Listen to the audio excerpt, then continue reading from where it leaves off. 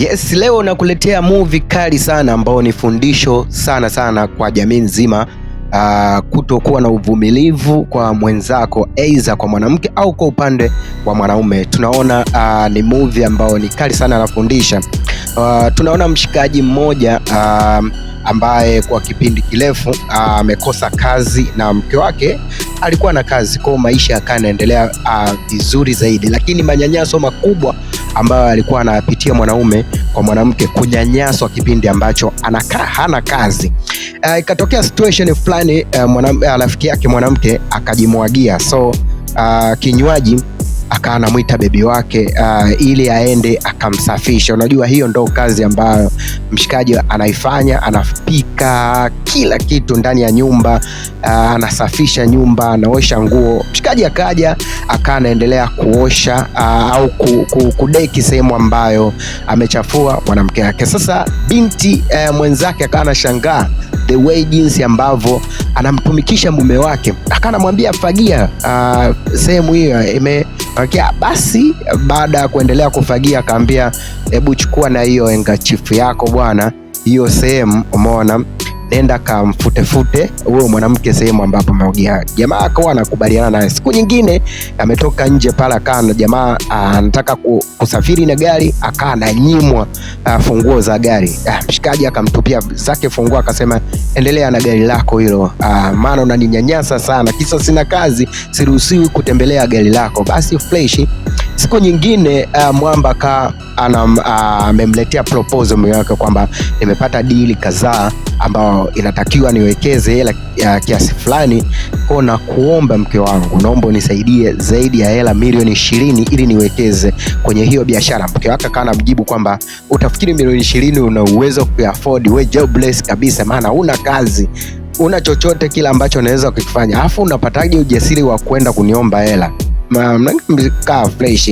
Sasa mwamba akawa anatupa takataka, akakutana na mlembo mmoja hivi, akawa anasalimiana naye, wakapeana hai hapa na pale. Akanamwambia fresh, nimefurahi sana kukutana na wewe, naamini ni jirani yangu, kumbe unakaa maeneo haya, mimi nakaa apartment fulani hivi hapa. Akawa anapiga story na huyo mlembo wanaishi naye kwenye apartment moja.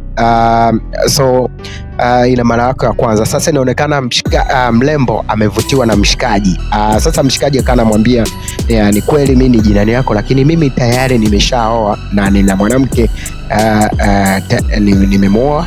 Fresh. Sasa siku hiyo situation akanamwelezea mshikaji wake, wanapiga story kwamba kuna mdemu fulani mara ghafla mke wake akanaingia, akanamwambia, hivi wewe una changamoto gani? Muda amna hoja niandalia breakfast. Yani ameingia tu ghafla, akamwambia muona napiga story na rafiki yangu hapa. Akamwambia sijali, ungetakiwa utoe udeki hapo pachafu nini na nini, umekaa tangia asubuhi yeye kupiga story, amna kitu tu. Yani manyanyaso ameyazoea mwanamkeo, anamfokea mbele za wanaume washikaji zake. Ni kitu ambacho mshikaji alikuwa anavumilia kwa sababu hana kazi, hana chochote. Lakini walipofika siku chumbani, akanamwambia, kwa nini unaendelea kunifanyia hivyo mbele ya marafiki zangu? Unanifokea, unaninyanyasa. Akataka mpige, lakini akaambia jamaa itabidi asite kwa sababu yeye ndo ana power mwanamke. Akanamwambia, siku nyingine kija kutokea mimi nitakuja kukupiga na vibao kwa chochote kile ambacho unanifanyia. Nachoka, nimevumilia kwa muda mrefu sana, lakini ipo siku nitakuja kufanya maamuzi magumu juu yako. Hiyo situation ikando hivyo, lakini mwanamke huko nyuma kana mtukana, we jobless, una kazi yoyote, na kulisha na kuvisha huko ndani, nalipa pango ya nyumba, kila kitu nafanya. Sasa mshikaji akamua haya mateso poa, itabidi atafute kazi za mtaani hizo.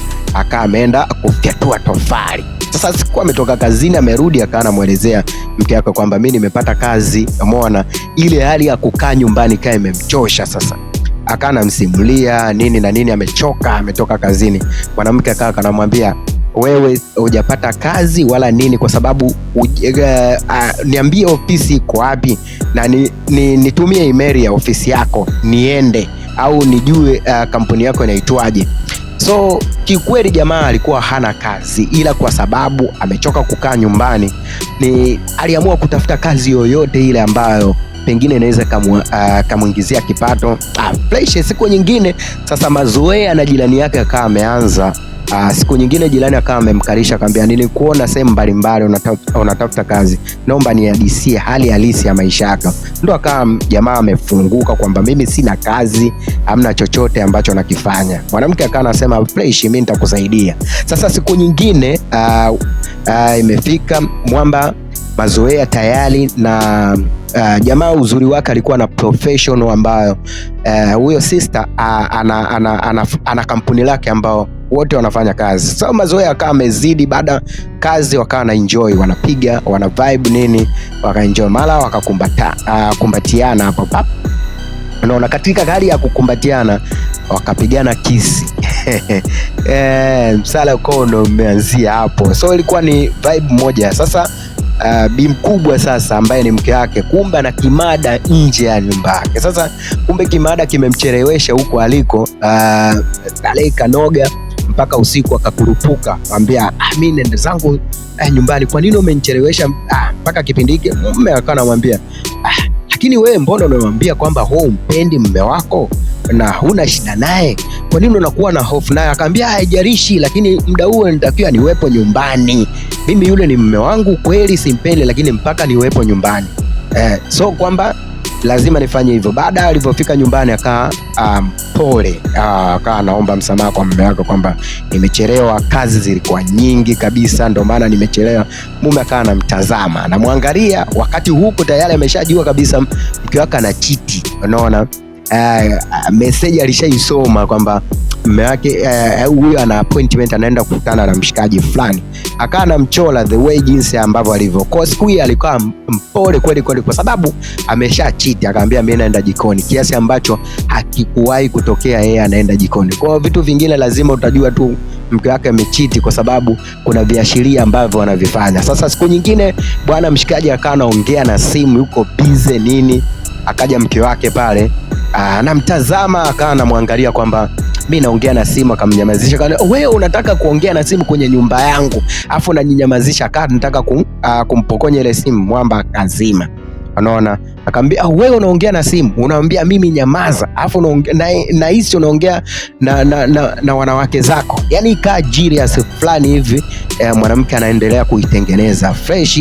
Itabidi sasa mwanamke akachukua maamuzi magumu ya kumtimua ndani ya nyumba. Haiwezekani huo unaongea na simu ndani ya nyumba, na kwambia acha kuongea na simu. Kama na manipulate, maana yake haruhusiwi kuongea na simu ndani ya nyumba yake, yani anamcontrol kwa kila kitu. Sasa mshikaji itabidi aende kwa yule manzi sasa ambaye ni rafiki yake, wako tu na mahusiano ya urafiki, lakini hapa ambapo walipofikia naamini kuna jambo ambalo linaweza likatokea. So akawa ametulia kwa sababu hana pa kwenda, aende wapi?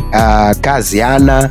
Unaona, itabidi aende kwa rafiki yake. Akawa anamwambia mimi nimefukuzwa na mwanamke wangu, umeona, sina pa kwenda, sijui nielekee wapi, hapa nilipo sijui cha kufanya ni nini. Akamwambia I don't care. Sasa huyu bi mkubwa sasa na kimada chake ambayo kilimchelewesha siku ile, wakaendelea kupali. Unaona, wanaenjoy maisha, na wakati huo tayari mume wake ameshamfukuza, ameanzisha maisha mengine mapya. So akaendelea kupiga pombe nini Fresh na mshikaji. Unaona, huko anapiga story. Akamwambia mimi nimemfukuza mume wangu. Akamwambia kumbe Fresh. Lakini wakati huku mshikaji nini na yule rafiki yake tayari wameingia kwenye mahusiano ya kimapenzi, wanashare kitanda kimoja. Tunaona hapo wamekaa kitandani, wametulia, huko anapiga story mbili tatu, umeona. So mambo yanaendelea. Kwa tayari jamaa amehama hisia kwa yule mwanamke na amekuja kwenye mahusiano mengine mapya. Kwa yule ana mahusiano mengine mapya na huyu tena anakuja ameingia kwenye mahusiano mengine. Kwa mambo akaendelea pale, wameenjoy, wamelala na pumzika, wako zake chumbani, mambo ni fresh kabisa mshikaji. Sasa mwamba pia na mahusiano mengine ya mshikaji huko, kumbe jamani ni mwizi. Wakati wamelala akawa anamuibia dokumenti zote za benki nini, anaendelea kukopi huyu mwamba akakopi zake nini, dokumenti zote akawa naiba, kadi za benki, hela nini, kila kitu. umeona, kwenye pochi ya mwanamke, akachunguza kila kitu ambacho kimo kwenye pochi ya mwanamke, huku anamchungulia, je, yuko macho au vipi? Yani statement zote mwamba kaa na copy kila kitu, maana yake miradi mbalimbali ambayo iko nayo, anatoaje hela kwenye benki, jamaa anachukua data za aina zote. Kumbe mshikaji wetu ni mwizi. Baada ya kumaliza vitu vyake anarudishia kwenye bahasha zake. Unaona, tunamuona the way jinsi ambavyo jamaa alikuwa kumbe ni taperi wa mapenzi. Vitu kama hivyo lazima mvijue. Sasa baada ya kushtuka mwanamke, itabidi arudi tena kwenye hiyo guest, akamkuta yule mhudumu, akamwambia bwana, huyo jamaa simjui, na mimi ni kama mhudumu wahudumu wa hii bar, na hudumia wahudumu wengi, kwa sio kila mtu ambaye anakuja kwenye hii guest yangu anaweza akanipa data zake. Pale ukaa na mgongano mkubwa sana yeye pamoja na huyo sister ambaye ameibiwa. Akamwambia, kwa nini wewe uruhusiwi ungejua taarifa zake, kwa sababu ni mtu ambaye yuko kwenye hoteli yenu kwa muda mrefu. Umeona kitu kama hicho. So siku nyingine baada ya kumtoroka kuibiwa kila kitu, mwanamke itabidi arudi kuomba msamaha kwa mshikaji mbele ya demo, akawa anamkataa, akamwambia hapana, mimi tayari niko na mahusiano mengine na huyu ndo mpenzi wangu. Wanasogeleana pale, akambusu fresh, akamwambia sio, umeona huyu ndo wife material, kwa cha kufanya baba, chukua zako 50 wewe paza. Basi mshikaji, miaka kaa inaendelea, tayari mahusiano kaa yameiva, yule ameshampotezea na wamefunga tayari harusi. Kwa inamaanisha kwamba movie yetu kwamba kwenye mahusiano bwana, lazima kuwe na hali za kuvumiliana. Unaona, katika kipindi tofauti ambacho pengine mwanamke unaweza kupitia mazingira magumu, au mwanaume anaweza akapitia mazingira magumu. Unajua, ukisimtamani mtu kupitia kazi yake tu kwamba huyu ana kazi anafaa, naweza nikaolewa naye kwa sababu ana kazi, unaona, lakini usiingie kwenye mapenzi. Lakini kazi ikija kuisha na mapenzi yanaisha, ndio vitu kama hivyo. Mimi naitwa Story Glam.